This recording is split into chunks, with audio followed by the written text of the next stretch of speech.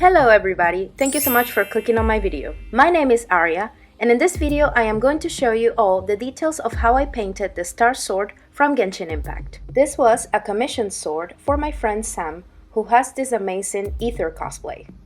I wasn't able to film the making of the sword itself, which is why this video will only be about the painting process.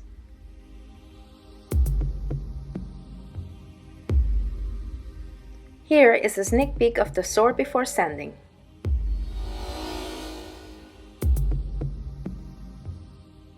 And here it is after sanding, looking very smooth and ready for the action.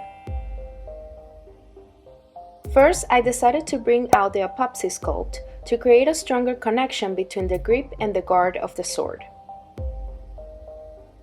I mix equal parts A and B. I always have water nearby to help with the smoothing and spreading of the clay. Earlier, I sculpted this whole part with foam clay, but because I predict that at some point it could potentially tear apart, I switched to epoxy. Epoxy sculpt is a very strong material, and I want this to hold up long term.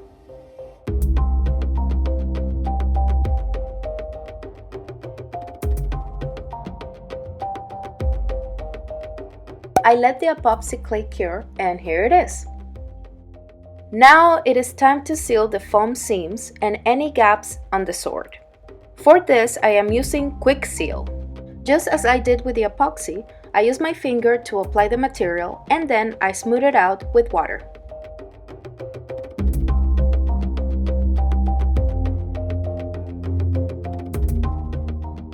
At some point, I got tired of squeezing the tube, so I used my paint palette.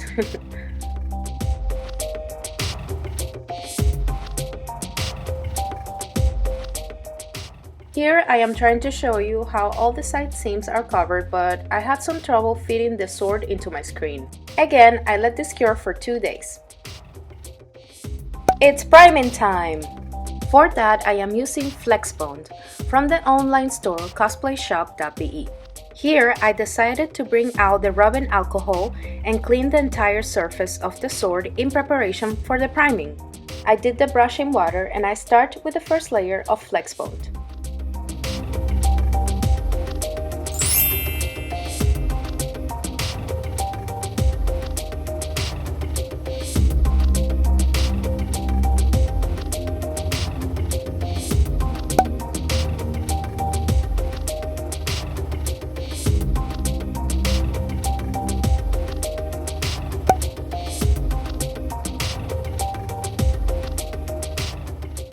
And because I am impatient, I also use my hairdryer to speed up the drying process between layers. After around 5 layers of Flex Bond, I start with the first of many layers of white paint.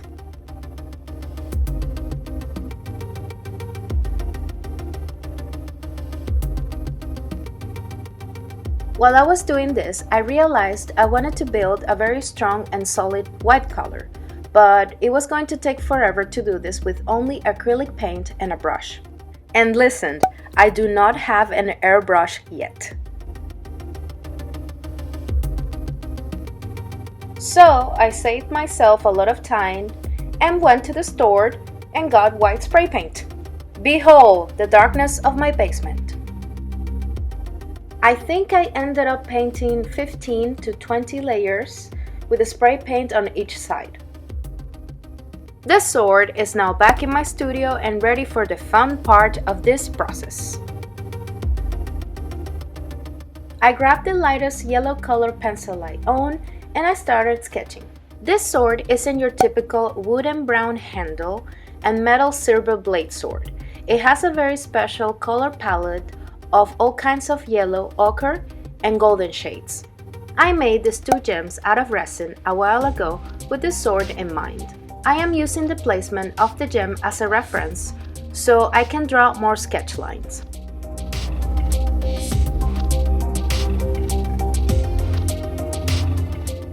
It is a bit difficult to see all the lines on camera, but I promise you, they're all there.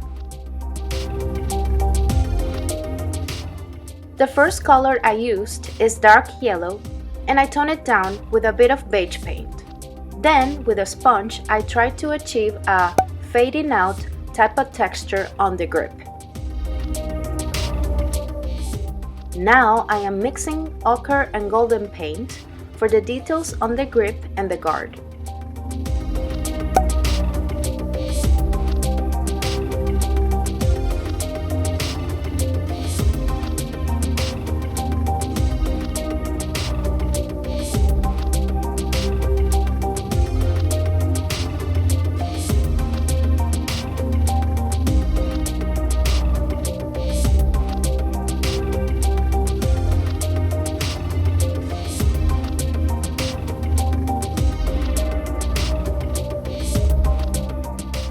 Because I liked how the paint looked when I did the grip with a sponge, I decided to paint the whole first layer of yellow with a sponge as well. I'm loving how deep the color is turning out, and best of all, no brush strokes to be found. Here I am using ochre paint to further work on the blade details.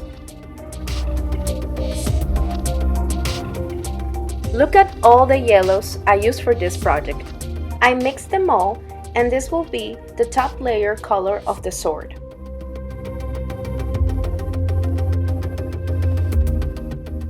At this point, I decided to paint this whole sword with a sponge, so let the masking tape party begin.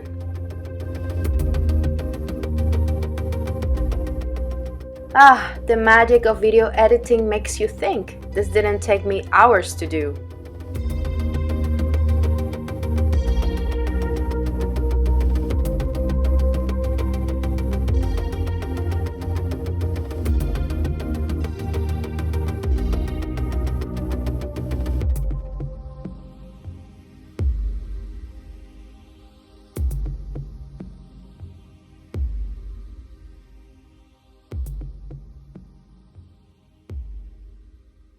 For this, I am using dark golden paint.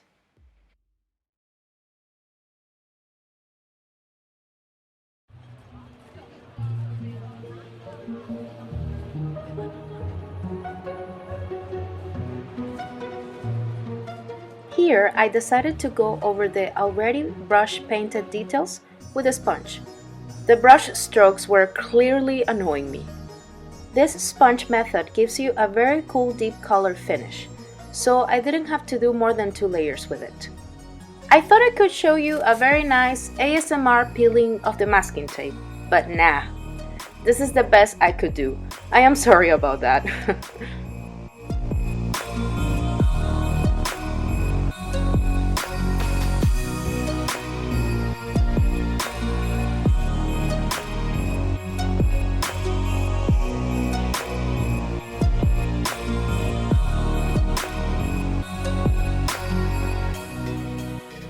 I am loving the results of how the paint looks, a very deep and rich color.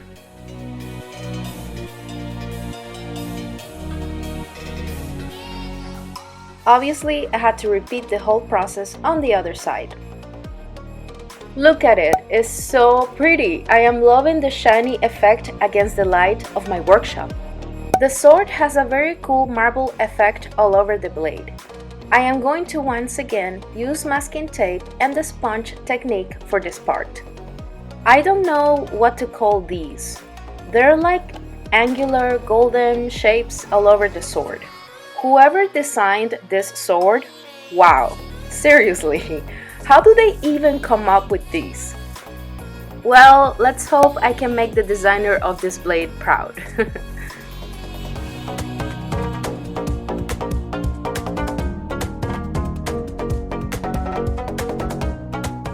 Let's have fun with the golden paint again.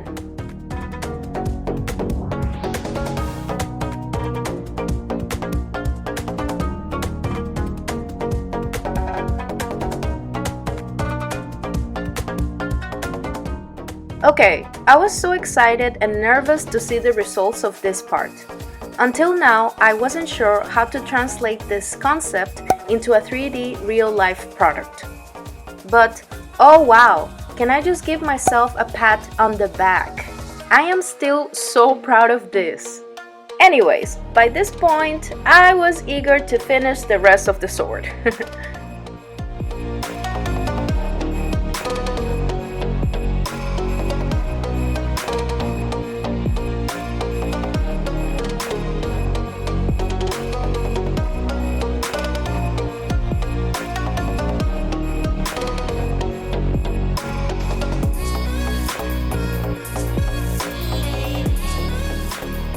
And oh my lord of Geo! Look at this! It's so beautiful! Okay, so more masking tape. There is this line that goes right down the middle of the blade, and you bet I never used a brush again for the rest of this project. Lies, I actually use one later. I got this beautiful iridescent golden paint from a friend, and I was so excited to try it out. Please, look at it. It's so rich and beautiful. I am so in love with this color palette. I almost forgot to work on the pommel. I only have to paint a diamond shape here.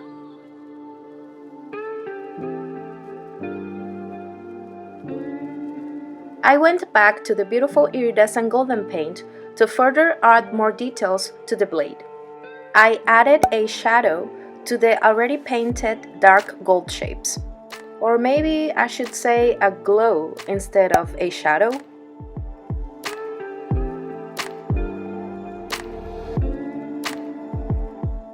This paint is such good quality, I only needed one layer. That's how pigmented it was. What a nice paint to work with. Please, I need 20 more of these.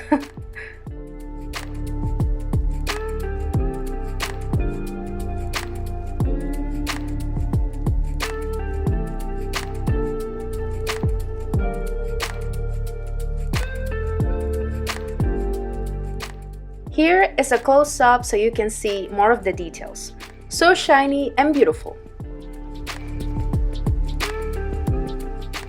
From the same brand, I also got this pearl iridescent paint, and I couldn't stop myself from adding it to this project. I painted a thin layer on the white parts of the sword. And that was a very good decision because the sword kept getting more and more glowy.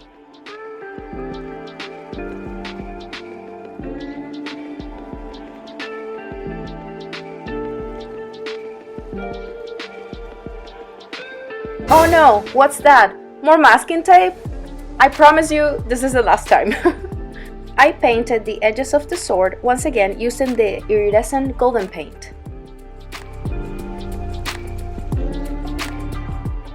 So I guess this is a nice peel.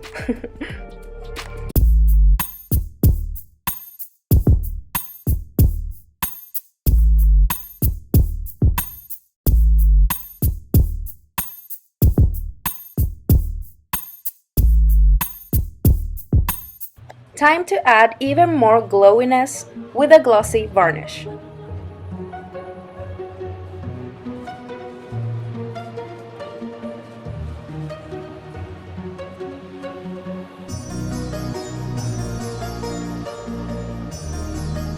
Now for the final part, let's add the gem. First, I sanded this space a little bit. This creates a better grip for the glue and the gem later on. For reference, I used contact glue.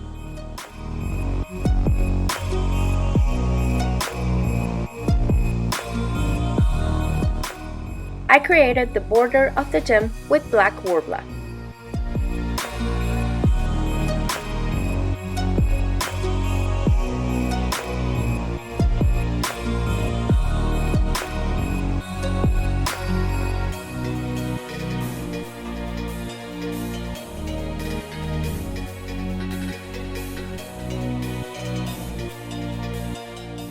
Now I use my Dremel tool to sand it a bit.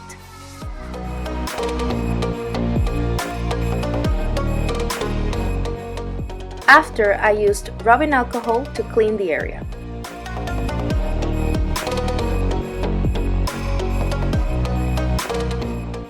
Obviously, I have to paint this, so I had to use masking tape to protect the gem.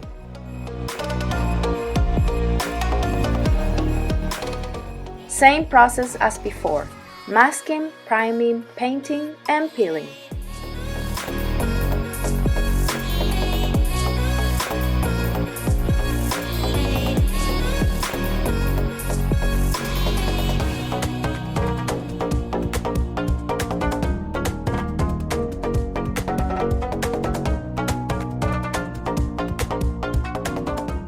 This video ended up being so long, but I really wanted to show you as much of the process as I could.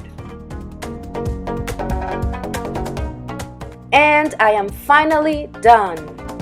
I enjoyed making this sword for my beautiful friend. Their social media links are down in the description box. Go check it out. Lots of cool Aether shoots. Do you play Genshin Impact? Who do you main? Tell me down in the comments. I main Hu Tao. Don't forget to leave a like and subscribe for more cosplay making content. See you next time. Bye!